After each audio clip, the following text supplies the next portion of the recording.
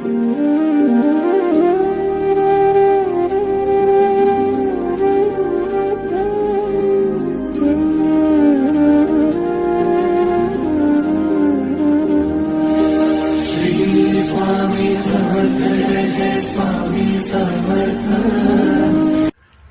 स्वामी समर्थ सगळ्यांना. मी वैष्णवी. माझ्या चॅनलमध्ये आज खरंच तुमचे मनापासून स्वागत आहे. तुमचा आजचा दिवस खरंच शुभ जावो ही मी स्वामीचरणी प्रार्थना करते आणि व्हिडिओला सुरुवात करते. आजच्या व्हिडिओमध्ये आपण पाहणार आहेत की उद्या आषाढी एकादशीच्या दिवशी आपल्याला काही उपाय करायचे आहेत ज्यामुळे आपली मनोकामना पूर्ण व्हावी, आपली इच्छा पूर्ण व्हावी. यासाठी सगळ्यात महत्त्वाची गोष्ट, माझ्या चॅनलवर पहिल्यांदा आला असाल तर माझ्या चॅनलला नक्की सबस्क्राईब करा.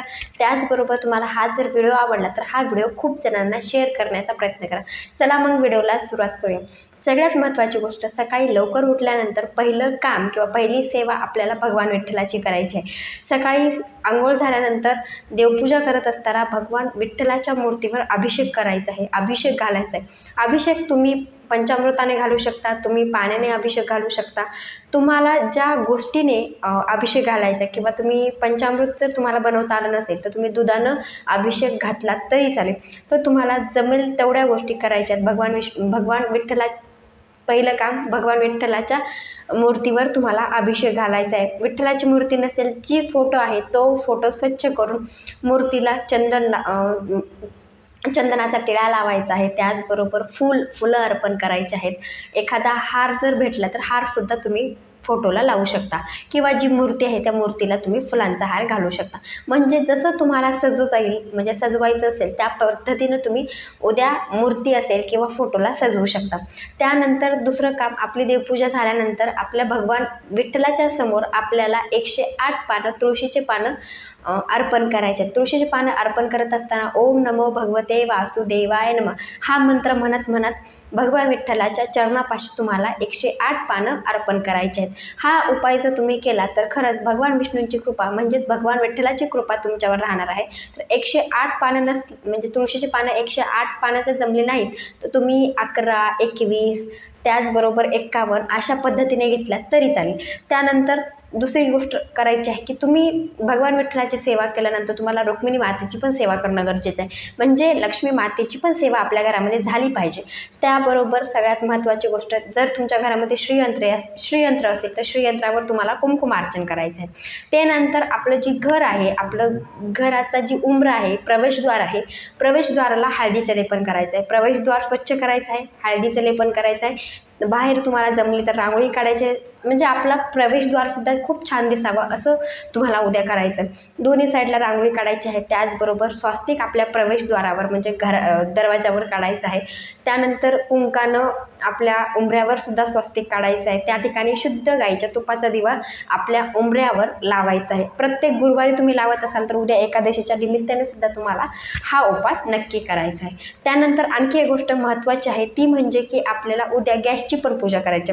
पौर्णिमा असेल, अमावस्या असेल, त्या दिवशी आपण गॅसची पूजा करतो. म्हणजे गॅस स्वच्छ करून घेतो आणि त्या ठिकाणी गॅसवर स्वस्तिक काढतो, ओम काढतो आणि एखादं फूल, धूप, दीप आपण आपल्या गॅसला दाखवत असतो. तसंच तुम्हाला करायचं आहे. उद्यासुद्धा गॅसची पूजा करायची आहे. ते झाल्यानंतर सगळ्यात महत्त्वाची गोष्ट की आपल्याला जमलं की भगवान विठ्ठलाच्या मंदिरात जायचं आहे. म्हणजे दिवसभरात तुम्ही कधीही जावा किंवा सकाळी तुमचे कामं आवरल्यानंतर तुम्हाला भगवान विठ्ठलाच्या मंदिरात जायचं आहे.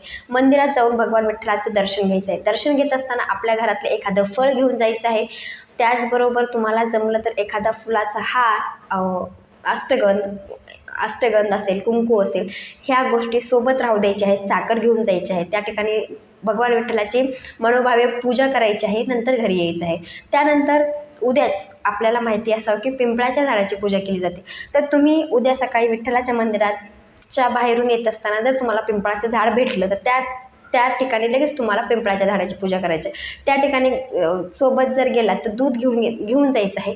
दूध घेऊन जायचं आहे. त्याचबरोबर पाणी सोबतच असणार आहे आपल्या. त्याबरोबर दूध, पाणी अर्पण करायचं आहे पिंपळाच्या झाडाला. त्यानंतर हळदी कुंकू पिंपळाच्या झाडाला लावायचं आहे.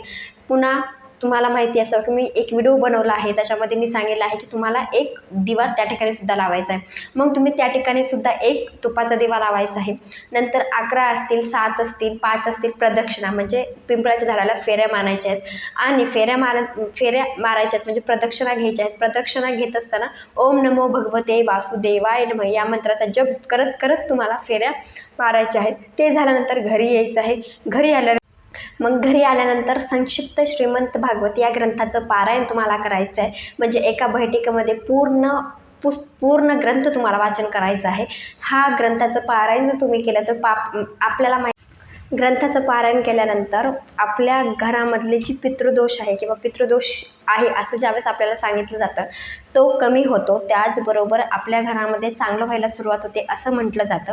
हे स्वामी केंद्रामध्ये गुरुमाऊली यांनी सांगितलं गेलेलं आहे. त्यासाठी सुद्धा व्हिडिओ बनवलेला आहे. तो व्हिडिओ तुम्ही नक्की पहा, म्हणजे तुम्हाला सगळ्या प्रश्नांचे उत्तरं त्या व्हिडिओमध्ये असणार आहे. म्हणजे पारायण कसं करायचं, तो ग्रंथ कसा वाचायचा याची संपूर्ण माहिती त्या व्हिडिओमध्ये आहे. आणि एक लक्षात ठेवा, नक्की तुम्ही उद्या एकादशी निमित्त तुम्ही संक्षिप्त श्रीमंत भागवत या ग्रंथाचं नक्की पारायण करा आणि जी उपाय आहे ते उपाय आपल्या घरासाठी नक्की करा. त्याचबरोबर तुळशी मातेसाठी रात्री म्हणजे संध्याकाळी आपण दिवाबत्ती करत असतो. दिवाबत्तीच्या वेळेस आपण प्रवेशद्वाराच्या तिथं दिवा लावतो. त्याचबरोबर आपल्या घरामध्ये देवघर ज्या ठिकाणी आहे, देव ज्या ठिकाणी आहेत त्या ठिकाणी आपण धूप दीप लावत असतो. त्याचबरोबर आपण तुळशी मातेला सुद्धा आपण रोजच्या रोज उदबत्ती असेल किंवा दिवा आपण त्या ठिकाणी लावत असतो.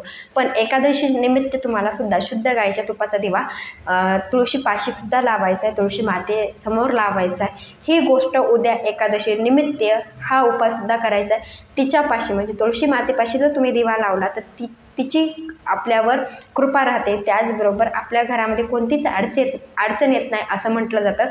उद्या तुम्ही कोणता उपवास करा किंवा नाही करा, पण तुळशी मातेपाशी तुम्हाला एक शुद्ध गायीच्या तुपाचा दिवा लावायचा आहे. माझा हा व्हिडिओ आवडला असेल लाईक शेअर सबस्क्राईब नक्की करा. त्याचबरोबर काही प्रश्न असतील तर कमेंटमध्ये नक्की विचारा. भेटूया नंतरच्या व्हिडिओमध्ये. श्री स्वामी समर्थ.